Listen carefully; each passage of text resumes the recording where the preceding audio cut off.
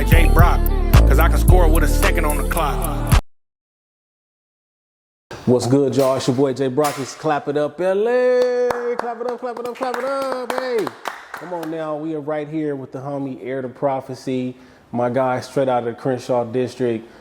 This relationship we've had goes back, man, years. And it's crazy. It's crazy how we've reconnected and everything that he has going on. And shout out to the most recent project that just dropped. It Comes With Envy. What a title. And it is nothing but the truth.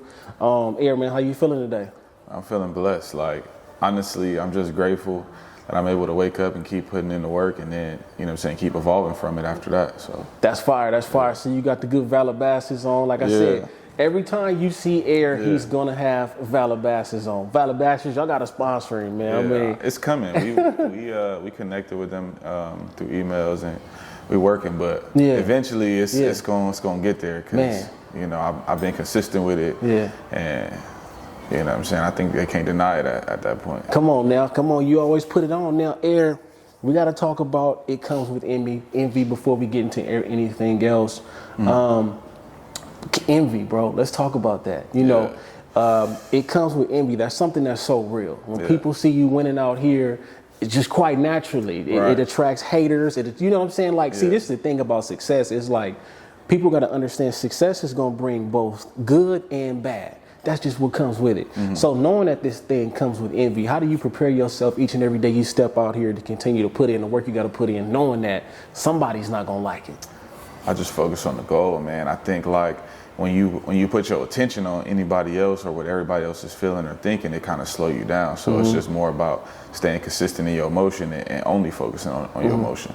So when did you learn that? Because for me, it was hard for me to process that somebody gonna always have something to say. And especially in the social media world, you already know somebody gonna have something to say. So when did you kind of learn and develop that? I mean, I felt like I kind of always had that in me, because I was like, in high school, I was more like the jokester type of dude. So, you know what I mean? I really never cared about what other people thought of me or whatever the case may be. But I think I just, as an adult, I just got better at it, because, like, it's a different world than, like, being at school and somebody making jokes and now everybody knows something about you or whatever the case may be. And then, you know what I'm saying, being an adult is real life problems out here. Like, I'm more focused on paying my bills. I'm more focused on, you know what I'm saying, keeping my household up and making this music. So I can't really sit there and focus on somebody having an opinion about me, because that won't change my life or elevate my life. That's right, that's right. Speak on this title and what does it mean to you in life at this moment as an adult? Why is this title so, you know, such like the focus here? You know, talk about what the project says about this title here. I think it's just more about, like, even, I would say, closer to home too, like people that surround you on a daily basis, and then people that don't even know you. It's crazy how, like, you could do something great and you could tell that they acknowledge it, but they don't want to give you the flowers for that. And then, you know, because some people kind of see it and they just like, I could have did that. And instead of saying, like, you dope for what you did or what you created. But I think it's just more of a statement too of, like, for anybody, be prepared, because no matter what you do, somebody gonna hate what you're doing. That's a fact. You know what I'm saying? And somebody gonna wish bad on whatever you got going on. So you just got to be prepared for that and keep your energy sacred to yourself. I feel that. So speaking on It Comes With Envy, man, I didn't heard you play these tracks, bro, months ago. You know what I'm saying? But it has taken you, to me, it's taken you a fair amount of time. So speak on your process before you put something out, because I understand this is something that you were very patient with. So talk about the things that you needed to take place before you could put this out and get this to the world. Oh man, I think that was, like, the hardest process, because like, my intro song, Chances, I've had that song for 3 years. So it was just more about, I think my process first was cutting people out. And then, like, and I think that's why the song Chances was such a statement of like, taking chances on myself and believing in myself, investing in myself. And basically doing it by myself. I started with, like, a group, and then it just started to cut the numbers down, and then cut the numbers down to the point where I was like, all right, I got to make sure that what everybody is doing around me is contributing to not just me, but like we able to bounce off each other and build off each other. So not having that, it was like, all right, I had to reevaluate and think like some people just can't go, and it's going to be like that. I mean, Nip said it, and everybody can't go. But it's more real when you're in a situation and you got to make a choice for yourself and your future. So that was really the first step of like creating the project, and then just seeing people respond the way they did. Like, you know, you fake, or you ain't really on the same type of time. And it's like, I'm not, bro. I'm on a different type of time. I'm leveling up, and that's the only way up for me. So that's a fact. One of the things I think is very important is taking chances. Yeah. You know, in this lifetime, you have to take some sort of chance in order to succeed. So when you think about some of the chances that you've taken, you know, specifically, even when that song comes on, it just sets a different mood. It's like a cold, like, you know, like, nigga, I'm by myself. You know what I mean? So even like when you think about that song, were you able to let everything out in that you needed to, or do you feel like it's still some pieces? Like, could we see could we see a part 2 of that? Could we see like a, you know, like Nipsey Hussle got Blue Laces 1, Blue Laces 2. Is that something that we can like get what you call that? Like a series of? Yeah, like, that's something we can get a series of. I think so. It's because I definitely didn't let everything out. I try to keep, you know, some stuff close to home, just because like it also hurt me a lot to like cut a lot of these people out, and not speaking on 100% of like the reasons why I cut them off, or, you know what I'm saying? It was just some people I just was like, all right, this don't work for me. And I didn't even tell them. I just kept moving. You know what I'm saying? They just gonna have to catch up and keep up. That's it. Yes. And but yeah, I definitely feel like there's a lot more story to it, and you can expect more. That's right. Facts, man. Shout out to that, and shout out to everybody who's taking that risk. Speak on that, bro, because like, what do you feel like is the like scariest thing you've had to do, other than cutting people off, in order to get to where you are? It's something that we got to face our fear here. So what do you feel like is like one of the things you think about ultimately, like, man, if I didn't take that chance, like, you know, I had to take that chance. What's that thing for you? Man, the scariest thing is probably like not knowing if you didn't capitalize on the right opportunity. Because like, I've been offered a couple of deals, you know what I'm saying, in my time doing music, and like one, it was a label that was a sub-label under Universal. But to me, I'm like, Universal, the biggest company in the world. So I'm like, damn, like, did I fuck up not taking it? You know, then there was a record label that they was heavily invested into something I was working on at the time, and I turned it down just because I felt like it didn't fit what my agenda was. But at the same time, like, they had other artists that I seen like kind of like take that next step. So I was thinking to myself like, damn, did I miss the opportunity? But at the same time, it's just more like everything ain't meant for me. Like that, their elevation wasn't meant, you know, that's not my elevation. So I couldn't really focus on that. I had to just be like, this is my story, and it's gonna play out how it's supposed to. God gonna put you exactly where you need to be. That's a fact. That's a fact. So I think, but that's one of the scariest things to me, is like not knowing if you missed your chance. And it come from anything. Somebody invite you to something that you can't just be at, and you're like, man, this many people in the room, and I ain't get to shake, you know, X person hand. So, you know, it just is what it is. But I think that's probably the scariest thing, is like not knowing. That's right. That's right. And you know, ultimately, that's why it says faith. You got to have faith to do this stuff. If you have no faith, then you can't do it. All it takes is a faith of a mustard seed, like the Bible said. So I've seen you've been active and going to different events. You was at Jimmy Kimmel Live, like you've been stepping out to these different red carpet events. What are some of the things that you're picking up on, and what is that doing for you, you know, when you step out here and make these connections? Honestly, the number one thing is like, I'm understanding is how important it is. Because like before, I was so focused on the music, I locked myself in the studio and I popped out to do my shows, and I went back into my studio cave, you know what I'm saying? And so like, I think I didn't realize how important it was to be shaking hands, because to me, I was so focused on like doing the shit myself and taking it there myself. I didn't think like I really needed that many relationships. But man. And so it's a big difference. I mean, doors have been opening, you know what I'm saying? There's people that remember me that I'm shocked, because I'm looking at these people over the phone like, man, like they doing their thing. And then I walk into a room now, oh, what's good?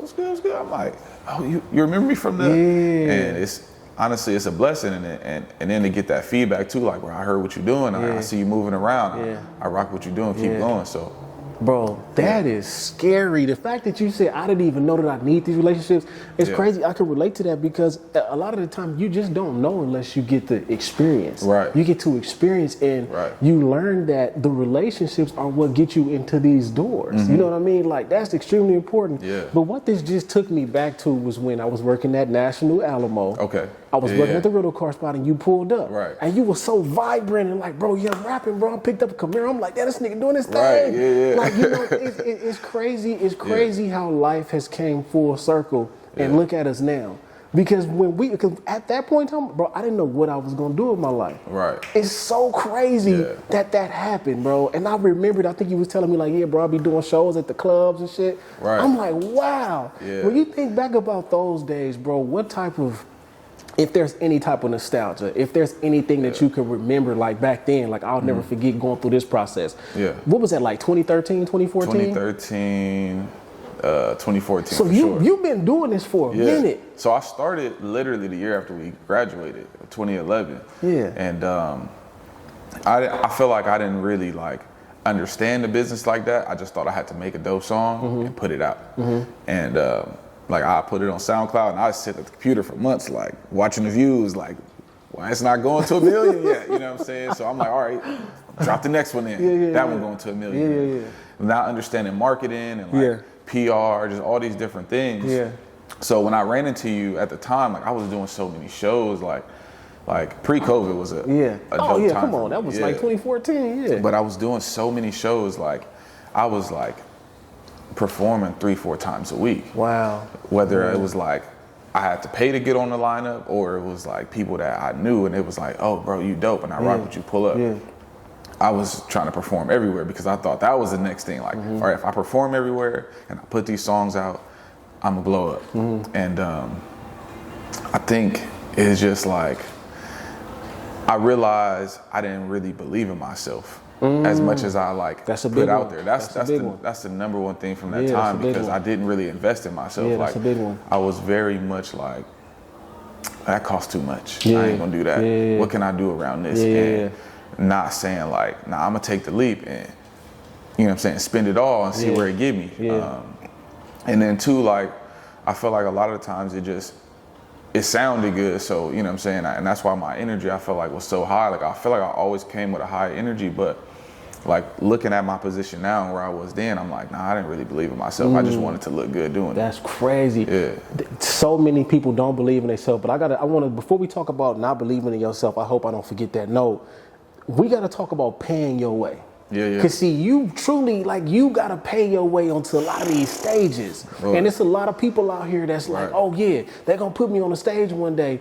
Which sometimes you got to create that stage. So talk about the days where you had to pay your way and speak on what that took out of you. You know what I'm saying? Did that affect your ego at all? How were you feeling when this was going on? Man, honestly, I wouldn't say it affected my ego because I always knew like it's gonna be an investment from the beginning. For sure. The one thing that I just didn't like take in was that like you got to be willing to invest all of it. And so, but I think it was normal to me. Even to the point where I was like, okay, I didn't feel like I got enough out of this show. So I had linked with one of my boys who was like running this like bar at night, but it had like a stage, a setup. And so I was like, all right, let me try to put my own shows on. So I was even trying to do that, like you said, create, you know what I'm saying, create myself. Stage, and I was trying to put my friends on, and it was harder than I thought because I'm like, this is what they asked for when I'm performing. You got to sell 10 tickets. So I'm like, bro, y'all my people. Just bring 5 people, bring 5 people. And it just don't work out like that. It don't work that way because they like, well, I'm performing anyway. This is my guy. So now I'm bringing 20 people in. And bro just came in with his girl. And I'm like, bro, like, what's up? Come on, man. But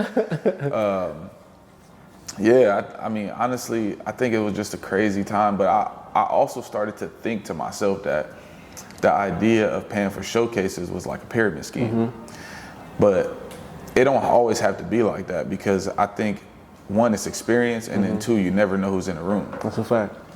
But for a lot of times, like, you go to a show, and it's all about, too, whoever cultivates the show because, like, you know what I'm saying, if you put on a show, people come in and they sticking around for the full run. And then if you just meeting a random promoter who like just booking any artist, the people that show up is there to see they person, whoever they came to see, and they leave. So you feel like if you going last, you might be performing in just front of the people you brought there. That's a fact. That's a fact. And so it's like, it's an up and down system, but also you got to be prepared for that because it's an experience. Like, you don't start off knowing how to perform half the time. That's so it's like, even if it just got to be the people in front of you, like at least that's the people that love you and it's going to give you the proper feedback. So just go up there and still do it, and then just kind of like reevaluate your situation later. That's a fact. One of the things I mess with, that's why I like the transparency, because you heard how Nip talked about how there was only 7 people in the crowd. You know, the Russell only was able to sell 5 tickets at one point. But when you look at things now, because of the consistency, it has blossomed and grown to something. So I believe like that's something that you just have to experience. You got to experience the 3-4 people that's there for you. As hard as it is and as crushing as it can be, you have to be able to experience that and be able to continue to move on. So did that play a part in your belief in yourself? Because, you know, one of the things you said was, I didn't believe in myself. And that's a big one, because that hindered me a lot throughout my life. Like, I mean, everything happened when it happened, but I had to go through a mental situation, like to believe in myself, to understand I can do it. So when you talk about not believing in yourself, was that one of the things that played a role in that? I think so a bit, like, cause I did so many shows where I performed in front of like 3 people. I remember one particular show I did in Beverly Hills. After this one group performed, it was just one person that just sitting there, and I started performing, and they played my music, and I turned around, and she was just sitting right there, and it's one of my friends, and I'm like, I performed half the song, and I just like, I lost all my energy in that moment, and I walked off the stage. But it's like, she was there supporting me, so I didn't even give her what she came to see, which ain't fair to her, but it's like, you gotta be prepared to do that, and I think that when you in that beginning stage, it's so easy to be like, man, this ain't it, like, and feel like you put in so much work and you're not getting what you want out of it, and that played a part in a little bit in like, all right, I didn't believe in myself. I feel like it was more about the business aspect and not understanding the business, not investing in the business, not knowing how to get my music on all streaming platforms.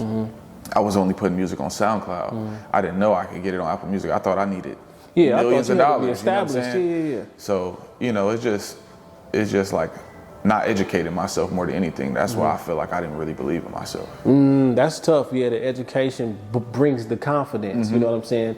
Like, one of my things was like, a lot of the time you don't believe or gain the confidence until you actually start doing what you don't have the confidence in. Like when I started doing the motivational videos, looking crazy, haircut or not, I'm out there doing it. I didn't establish confidence until I started just doing it regardless. You know what I mean? No matter how I look. So, you know, thinking about that process, bro, we got to talk about Underground. You know what I'm saying? You just did your thing at Underground. Speak on that experience. Shout out to Popsky, shout out to Andrew and everything over there. Y'all looked like y'all were in the mansion for, I don't know, a weekend or so. Talk about that experience. Okay. So I did a few things with Underground, but yeah, Magazine. shout out Popsky and Andrew. I did the issue 9.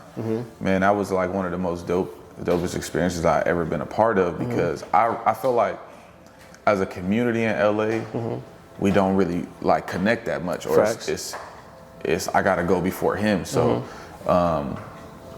it's harder to really like rock with people. Like, you'll see somebody you think is dope and you introduce yourself and y'all chopping it up, and then, you know what I'm saying, he might see you doing something that he like, instead of just being like, let's work, he's more like, nah, I gotta get there before him, like, or whatever the case may be. And they brought a collective of artists together, and we really just like all sat there locked in. We played music, you know what I'm saying? We ain't even know each other, but we like, bro, you dope. Like, just giving each other our, you know, deserved flowers. Like, that's dope music, and you really putting in the work, and you know what I'm saying, taking it to the next level.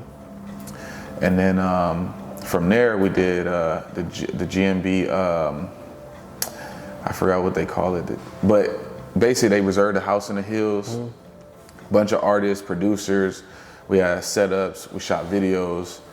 And I mean, this is more just a new set of artists that all worked with Underground, and we just put together 17 dope songs. That's fire. Yeah. So that sounds great, because Underground has a lot of great things going on. Now I know y'all was up there killing it.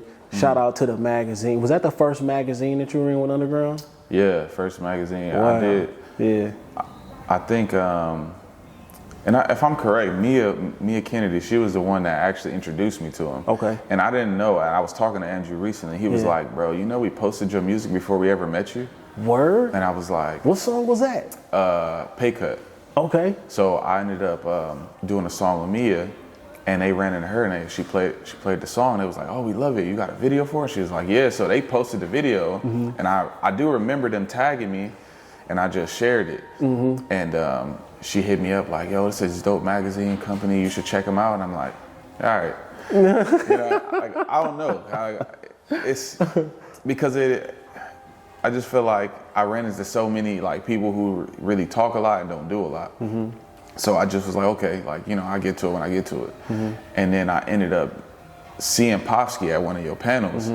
And that was the panel last year. Yeah, right. And so then I'm like, oh, he pretty dope. So then when I followed him, I seen him post some about the magazine. I'm like, I started putting the pieces together. So I hit him up like, you know, what's going on? He like, yeah, I do the magazine, whatever. I'm like, okay. And it was crazy because then I had the publicist I had at the time.